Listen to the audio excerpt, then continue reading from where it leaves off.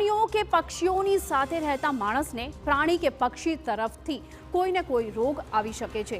એટલે જ પશુપાલન કરતી કે ઝૂ ચલાવતી વ્યક્તિઓએ અલગથી રસીઓ લેવાનો વારો આવતો હોય છે અને ફરજ પડતી હોય છે, જેથી એ રોગથી બચી શકે।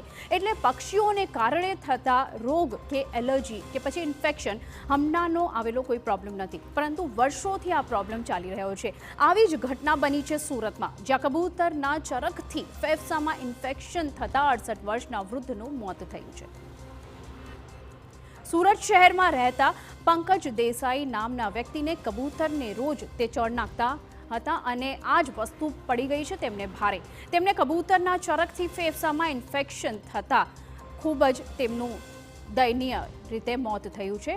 पंकज देसाई पोताना नित्यक्रम प्रमाणे पूजा पाठ करीने रोज धावा पर कबूतरने चण नाखता हता, जेना कारणे तेमने 2 वर्ष पहला हाइपर सेंसिटिविटी न्यूमोनाइटिस नामनी बीमारी थई हती। आ बीमारीमां तेमने फेफसामां इन्फेक्शन थता 68 वर्षना वृद्धनुं मोत निपज्युं छे।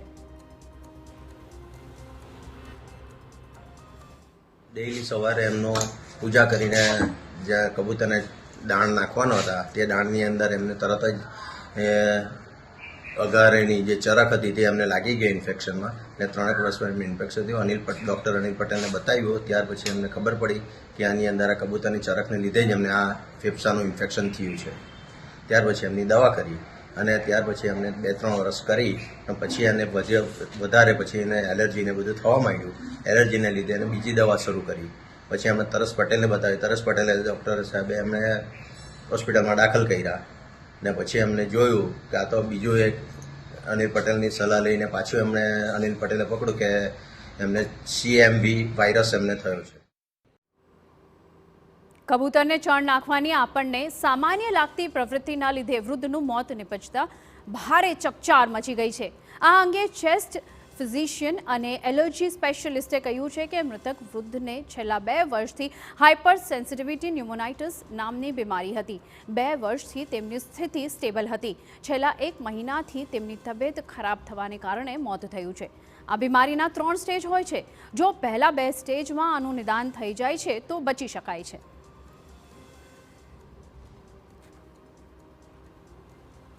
लोकोने मारे एटलुं जणाववानुं के कबूतर शांतिना दूत छे, शांतिनुं प्रतीक छे, पण एनी साथे एक जीवलेण बीमारी सर्जवानुं कारण पण छे। એટલે કબૂતરથી શક્ય એટલું દૂર રહેવું। અને બીજી વસ્તુ કે કબૂતર જોડે તમે ના જતા હોય, પણ અત્યારે જોયું છે કે મોટા મોટા બિલ્ડિંગોમાં કબૂતર બાલ્કનીમાં કે બારી ઉપર બેસતા હોય છે અને એમની ચરકના ઢગલા બાલ્કનીમાં કે બારી ઉપર થતા હોય છે। तो वहेली तके आ जे चरकना ढगला है एने साफ करावी देवा अने कबूतरनी नेट लगावी देवी कि जेथी फरीथी कबूतर त्यां आवीने बेसे नहीं। आओ हवे ग्राफिक्सना माध्यमे जोईए कि आखरे कबूतर कई रीते फेफसाने नुकसान पहोंचाडे छे। फेफसाने कबूतर केवी रीते हानि पहोंचाडे छे ते आपणे आ पूरा ग्राफिक्सना माध्यमे जोईए। खास करीने अलग अलग आमा पॉइंट्स होय छे। पक्षीना चरक अने પાંખમાંથી फंगस बेक्टेरिया निकळता होय छे अने आ तमाम जे आ कणना संपर्कमां आववाथी बीमारीओ उत्पन्न थाय छे अने आनुं खास आपणे तमाम लोकोए ध्यान राखवानी खूब ज जरूर छे। आपणे आ ग्राफिक्सना माध्यमे तमने बतावी रह्या छे के एवी कई वस्तुओ छे जेनुं खूब खास ध्यान राखवुं जोईए। हाइपर सेंसिटिविटी न्यूमोनाइटिस ने कारणथी आ थई शके छे बीमारी अने लंग्समां खूब वधारे डेमेज थई शके छे।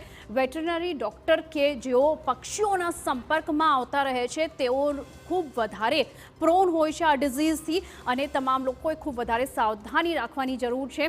खास करीने आ खूब ज चौंकावनारो किस्सो सूरतनो सामे आव्यो छे। खास करीने आपणे जणावी दऊं के मरघा घर अने रूनी फेक्टरीमां काम करता लोकोने आ रोग थई शके छे अने आमांथी खूब वधारे हानिकारक जे छे ते मौत पण थई शके छे अने आवो किस्सो सूरतमां बन्यो छे। कबूतरना चरकने बाल्कनी के घरमां एकठुं न थवा दो। साफ सफाई राखवानी खूब वधारे जरूर छे के पछी तमारा घरना आंगणामां पण जो आवता होय तो पण ध्यान राखवानी जरूर छे। जो श्वासमां आ चरक जाय तो ते लांबा गाळे नुकसान करी शके छे અને ખાસ કરીને ડૉક્ટરે અને એક્સપર્ટ્સે પણ જણાવ્યું છે કે આને લઈને આપણે તમામે ધ્યાન રાખવાની જરૂર છે। દર્દીને વધુ ચાલવાથી શ્વાસ લેવામાં તકલીફ થાય છે। હવે આપણે જણાવીએ કે બીમારીના પ્રારંભિક લક્ષણ આખરે શું હોય છે। ખૂબ વધારે લાંબુ ચાલવાથી શ્વાસ લેવામાં પણ તકલીફ થઈ શકે એમ છે દર્દીને, અને સાથે ધીરે ધીરે દર્દી થોડું ચાલે તો પણ તેમનો શ્વાસ ફૂલવા માંડે છે. અને આ બધી તમામ જે બાબતો છે આનું ખાસ ધ્યાન રાખવું જરૂરી છે. અને જો આ સિમ્ટમ્સ, આ લક્ષણ તમારામાં દેખાતા હોય તો તરત જ ડૉક્ટરને બતાવવાની જરૂર છે. દર્દીઓના સામાન્ય લક્ષણોમાં ઉધરસ પણ આવે, આવા પણ લક્ષણ હોય છે. સતત ઉધરસ અને તાવ આવે તો સમજી જવું કે આ સિમ્ટમ તમને થયો છે અને તરત જ ડૉક્ટર પાસે જઈને કન્સલ્ટ કરવું. દર્દીનો વિગતવાર ઇતિહાસ જાણવો પણ ખૂબ જરૂરી છે. નિદાન કઈ રીતે થઈ શકે છે એ જણાવીએ છીએ કે શું દર્દી કદી કોઈ પણ પ્રકારના જૈવિક કણોના સંપર્કમાં આવ્યા છે કે કેમ, અને ખાસ કરીને ડૉક્ટર્સ જે રીતે કહી રહ્યા છે કે આ તમામ વસ્તુઓથી આપણે બચવાની જરૂર છે.